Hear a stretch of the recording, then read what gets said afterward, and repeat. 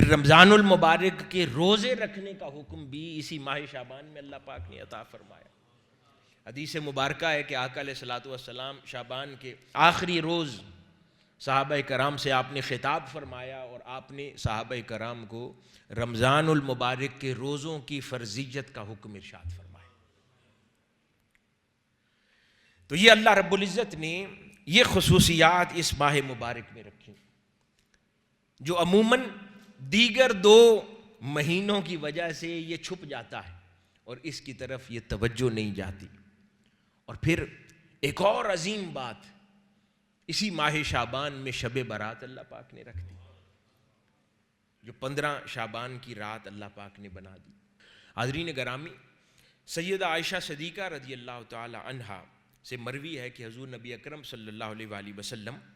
شعبان سے زیادہ کسی اور مہینے میں نفلی روزے نہیں رکھا کرتے تھے۔ آپ شعبان کا سارا مہینہ روزے رکھتے،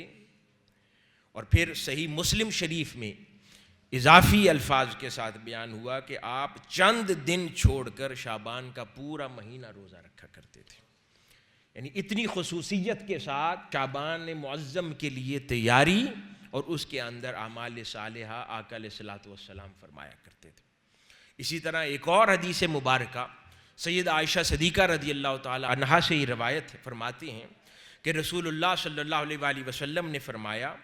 کہ تمام مہینوں میں سے شعبان کے روزے رکھنا مجھے محبوب ہے۔ آپ فرماتی ہیں کہ شعبان کے روزوں کو رمضان المبارک سے آقا علیہ الصلوۃ والسلام ملا دیا کرتے تھے، اتنی کثرت سے آپ روزے رکھا کرتے۔ اسی طرح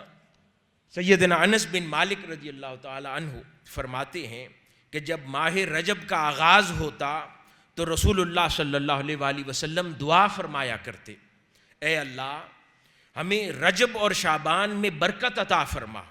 اور ہمیں رمضان نصیب فرما۔ یہ آقا علیہ الصلوۃ والسلام دعا فرماتے،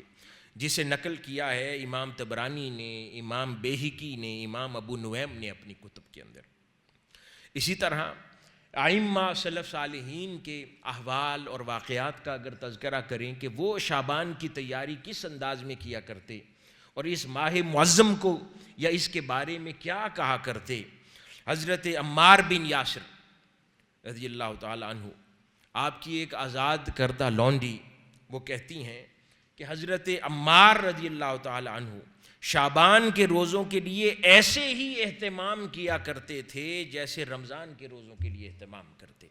یعنی اتنی اہمیت اس ماہ شعبان کو دی جاتی تھی۔ اس کو روایت کیا ہے علامہ ابن الجوزی نے، بیان کیا اپنی کتاب میں۔ اسی طرح حضرت سلمہ بن کہیل فرماتے ہیں کہ ہمارے زمانے میں شعبان کا جب ذکر آتا تو شعبان کو قرآن مجید کی تلاوت کرنے والوں کا مہینہ کہا جاتا۔ ہم عموماً یہ بات رمضان المبارک کے لیے کہتے ہیں، پر وہ فرماتے ہیں کہ شعبان کے مہینے کی، شعبان کا مہینہ جب آتا تو اس کو قرآن مجید کی تلاوت کرنے والوں کا مہینہ کہا جاتا۔ اس کو علامہ ابن رجب حنبلی نے بیان فرمایا اپنی کتاب میں۔ اسی طرح حضرت حبیب بن ابی ثابت رضی اللہ تعالیٰ عنہ وہ فرماتے ہیں کہ شعبان جب آیا کرتا تو شعبان کو قرآن کے قاریوں کا مہینہ کہا جاتا، اور لوگ ہمیشہ شعبان کو قرآن کے قاریوں کے مہینے کے حوالے سے یاد کیا کرتے۔ اسی طرح حضرت عمر بن قیس وہ فرماتے ہیں کہ شعبان کے آنے پر وہ اپنی دکان کو تالا لگا دیا کرتے اور شعبان اور رمضان کو ڈیڈیکیٹ کر دیتے فقط قرآن مجید کی تلاوت کے لیے، یعنی ہر شے سے فارغ ہو کر قرآن مجید کی تلاوت کے لیے اپنے آپ کو ڈیڈیکیٹ کر دیتے ان 2 ماہ میں، اور اپنی دکان کو تالا لگا دیا کرتے۔ یعنی اتنے ذوق و شوق سے شعبان کے مہینے کی آمد کا انتظار کیا جاتا اور شعبان کی تیاری کی جاتی۔ حضور سیدنا غوث العظم رضی اللہ تعالی عنہ فرماتے ہیں، آپ نے بیان فرمایا کہ رجب فصل بونے کا مہینہ ہے، شعبان پانی دینے کا مہینہ ہے، اور رمضان فصل کاٹنے کا مہینہ ہے۔ پھر فرمایا ہر شخص جو بوتا ہے وہی کاٹتا ہے، اور جو عمل کرتا ہے اسی کا بدلہ پاتا ہے۔ جس نے فصل کو ضائع کیا وہ کٹائی کے دن نادم ہوتا ہے اور اپنے گمان کے خلاف پاتا ہے، اور برے انجام کو دیکھتا ہے۔ اسی طرح ایک اور مقام پر حضور سیدنا غوث العظم رضی اللہ تعالیٰ عنہ نے ارشاد فرمایا، آپ فرماتے ہیں کہ ماہ رجب ہوا کی مانند ہے، ماہ رجب ہوا کی مانند ہے، شعبان بادل کی طرح ہے، اور رمضان بارش کی طرح ہے۔ یعنی کہ رجب میں ہوا چل پڑتی ہے، نیکیوں کی ہوا چل پڑتی ہے، خیر کی ہوا چل پڑتی ہے، اللہ رب العزت کی بارگاہ سے ندا کی ہوا چل پڑتی ہے، اچھے تصورات، اچھے خیالات، ان کی ہوا چل پڑتی ہے،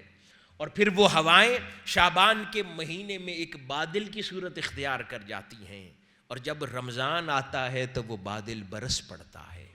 ہر اس شخص پر جس نے اس کا انتظار کیا ہوتا ہے۔